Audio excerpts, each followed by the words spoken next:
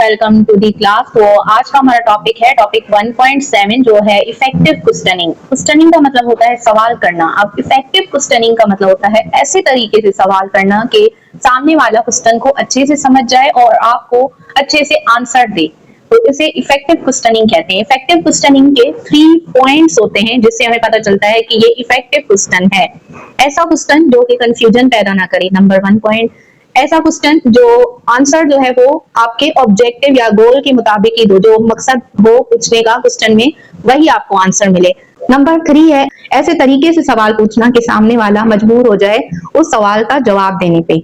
तो ये 3 पॉइंट्स थे, ये मैंने अपनी वर्डिंग में आपको बताए हैं, ये नोट्स में नहीं लिखे हुए हैं। इन पॉइंट्स को याद रखें कि इफेक्टिव क्वेश्चनिंग ऐसा तरीका होता है कि अगला बंदा जो है जवाब दे ही और आपका ऑब्जेक्टिव जो है वो पूरा हो जाए, आपके क्वेश्चन को समझे, जो आपने पूछा है वही उसका मीनिंग निकले, ना कि कॉम्प्लिकेटेड क्वेश्चन हो कि पता नहीं क्या लिखा हुआ है हमें समझ नहीं आ रहा, या पता नहीं क्या पूछ रहे हो हमें समझ नहीं आ रहा है। तो हम इस टॉपिक में सीखेंगे कि इफेक्टिव क्वेश्चनिंग क्या होती है, सही तरीके से सवाल करना क्या होता है। इसमें कुछ ये पॉइंट्स हैं, जैसे रिस्पॉन्डिंग हो गया, प्रॉबिंग हो गया, रीडायरेक्टिंग और रीइंफोर्सिंग जैसे वर्ड्स आ रहे हैं, इनको भी पढ़ेंगे। सो स्टार्ट करते हैं। क्वेश्चनिंग मैटर क्यों करती है, क्यों जरूरी है क्वेश्चनिंग, सवाल पूछना क्यों जरूरी है।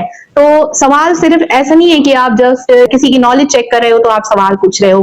Questioning is not merely a tool for assessment. Questioning जो है सिर्फ टूल नहीं है जिससे दूसरे बंदे की नॉलेज स्किल चेक किया जाए सवाल करके, बल्कि ये ब्रिज है डायलॉग के बिटवीन। लाइक जब हम दो बंदे या कोई भी कांटेक्ट कर रहा होता है, बात कर रहा होता है, कम्युनिकेशन कर रहा होता है, चाहे वो दो स्टूडेंट हो, दो टीचर्स हो, आपस में जब वो कम्युनिकेट कर रहे होते हैं, तब वो जब आपस में बातचीत कर रहे होते हैं तो क्वेश्चनिंग वहां पे रोल प्ले करता है, ब्रिज का काम करता है। अगर आप क्वेश्चनिंग नहीं करोगे तो आप कम्युनिकेशन जो है भाई स्टॉप आ जाएगी, वो जो पॉज नहीं आ जाता, अचानक से खामोशी आ जाती है, वो आ जाती है। तो क्वेश्चनिंग जो है वो ब्रिज का भी काम करती है कम्युनिकेशन में या फिर डायलॉग्स में।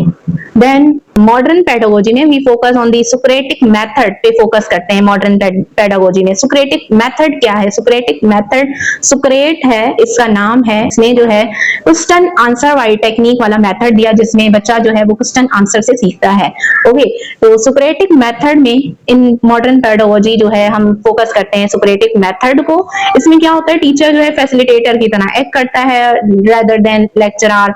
लेक्चरार नहीं होता है, वो फैसिलिटेटर होता है। इफेक्टिव क्वेश्चनिंग जो है ट्रिगर करती है मेटा कॉग्निशन को, ट्रिगर करती है thinking about one's own thinking. Meta cognition का मतलब है कि वो सोचने पे मजबूर कर देती है आपकी इफेक्टिव क्वेश्चनिंग। अगर सवाल ऐसा होगा, सवाल दुरुस्त होगा, कॉम्प्लिकेटेड नहीं होगा, तो वो सामने वाले को मजबूर कर देगा उसका आंसर सोचने में। यही मैंने जो बताया उसका मतलब यही था कि मेटा कॉग्निशन पे मजबूर कर देती है, ट्रिगर कर देती है। Thinking about one's own thinking, अपनी सोच पे ही हम सोचने लग जाते हैं क्या मैंने इसका आंसर सही दिया था या नहीं। एंड इंश्योर एक्टिव एंगेजमेंट, और एक्टिव एंगेजमेंट करती है इफेक्टिव क्वेश्चनिंग से। एंगेजमेंट होती है, जैसे मैंने बताया, तो कम्युनिकेशन कर रहे हैं जब दो लोग, तो जब क्वेश्चन आंसर होते रहेंगे तो इफेक्टिव क्वेश्चनिंग, अगर दुरुस्त तरीके से आप सवाल करोगे तो वहां पे इंगेज ही रहोगे बातचीत में, कम्युनिकेशन में, वहां पे स्टॉप पोज नहीं आएगा।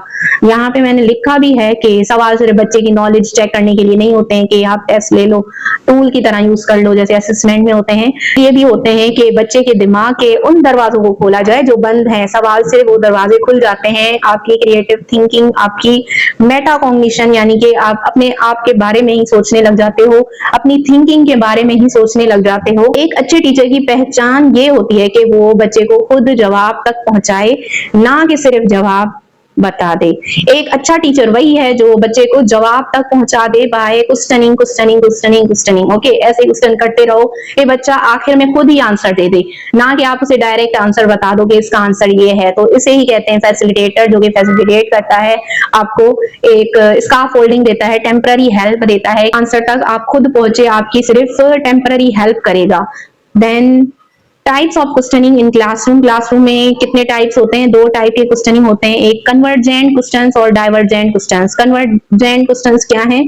लोअर ऑर्डर थिंकिंग यूजुअली है one correct answer. Lower order thinking होती है ये, इसका मतलब क्या है लोअर ऑर्डर थिंकिंग का, वो भी मैं बताती हूँ। इसमें क्या होता है कि सिर्फ आप एक या दो वर्ड का आंसर दे पाते हैं। इसमें आपके फैक्ट जो है वो आते हैं, जो आप फैक्ट मेमोराइज करते हैं, जैसे what is the capital of France, इसका आंसर एक ही होगा, बहुत सारे नहीं होंगे, 1 या 2 वर्ड्स में आपके आंसर होंगे। इसे लोअर, क्योंकि लोअर लेवल है, एक आंसर, एक फैक्ट बता रहे हो, एक आंसर दे रहे हो, एक वर्ड में दे रहे हो, तो ये लोअर ऑर्डर थिंकिंग है, जो कि वर्ड से पूछी जाती है, what is the capital of France. Then है डाइवर्जेंट क्वेश्चनिंग। इसमें क्या है, higher order thinking.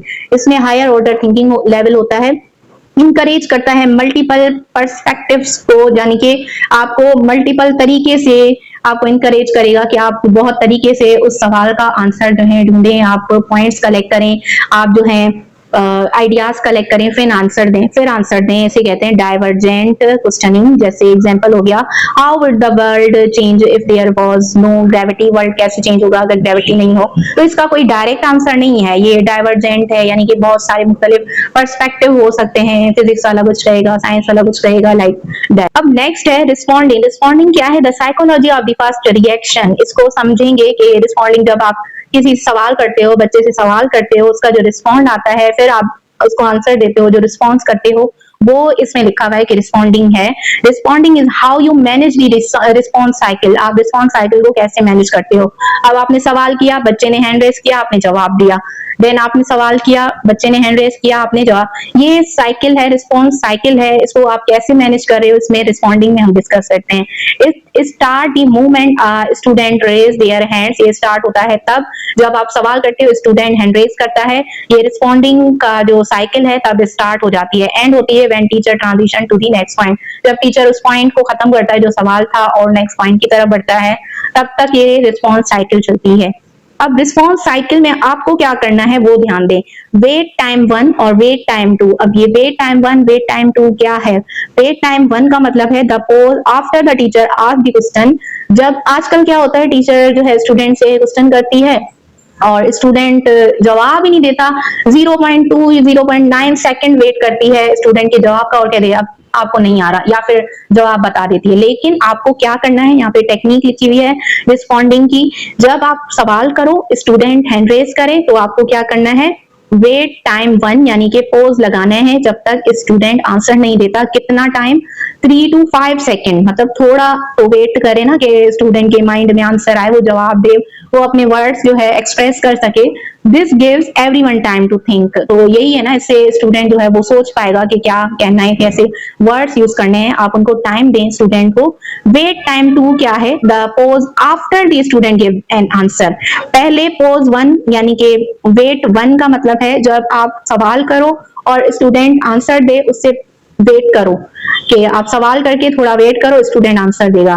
Then pose wait time 2 का मतलब है कि जब आप आंसर दे दिया स्टूडेंट ने, उसके बाद भी आप कुछ सेकंड रुको, शायद स्टूडेंट के पास कुछ मजीद डिटेलिंग हो बताने को, जो कि अगर आपने उसको कह दिया हाँ यस रॉन्ग या ये मतलब कॉम्प्लीमेंट दे दिया तो वो खामोश हो जाएगा। आप तब भी 2 to 3 सेकेंड्स वेट करो। This is the most ignore but critical part. इसको ज्यादा इग्नोर किया जाता है, इस पार्ट को। आप सवाल करते हो, स्टूडेंट जवाब देता है और आप रिटर्न में कॉम्प्लीमेंट देके खत्म कर देते हो। आप ऐसा ना करें। आप क्या करें, इस पार्ट में, इस टाइम में आप उसको टाइम दें, वक्त, जब तक वो अपना आंसर जो है कंप्लीट नहीं कर देता, उसको इग्नोर मत करें।